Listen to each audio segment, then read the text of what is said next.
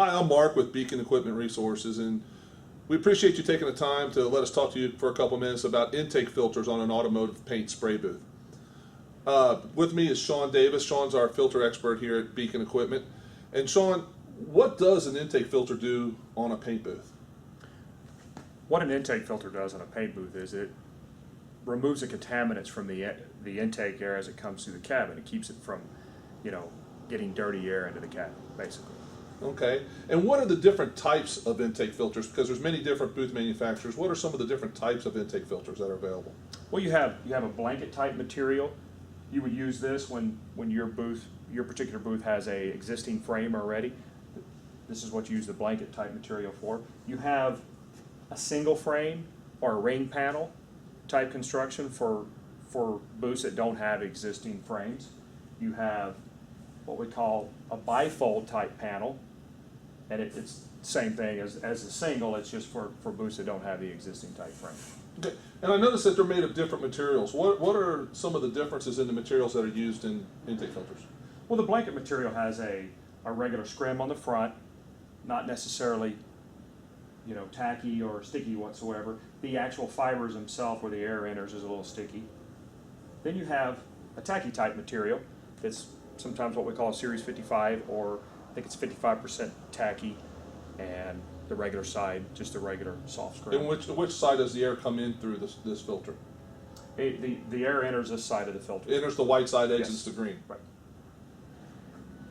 And then what about on this filter? Well, this filter, it would go scrim down just like it does on a blanket type filter. Okay. What about the pre-filtration? We have a pre-filter here. Absolutely, depending on the booth manufacturer, pre-filtration can be a combination of this type of filtration. You can use 20 by 20 frame filters as pre-filters, or you get one that's a design pre-filter, and depending on the booth manufacturer, they'll have what they call a design pocket type pre-filter. And all a pre-filter does is it allows for an extra layer of defense before it hits the actual media that's right inside the cabin. So taking out dust particles from the air, the surrounding air around the shop, or maybe some contaminants from a nearby business. Absolutely, it can aid and if you got a restaurant nearby, keeping the grease out of the cabin, or like Mark said, just any kind of contaminants. How long should these filters last? Because they're quite expensive. So how long should we expect them to last? It all depends on the amount of time in the booth itself. Run time in the booth, manufacturers will say anywhere from change the blankets from 1 year. People tend to go annually on that, but it's really a pressure situation. When you see your pressure starting to change, that's when you know it's time to change. Okay, so when the pressure starts to change, I imagine we're going to see some indications in the booth. What are some of the problems that can be caused, or what are some of the signs we should look for that they're clogged, and then what are some of the problems that can cause for us?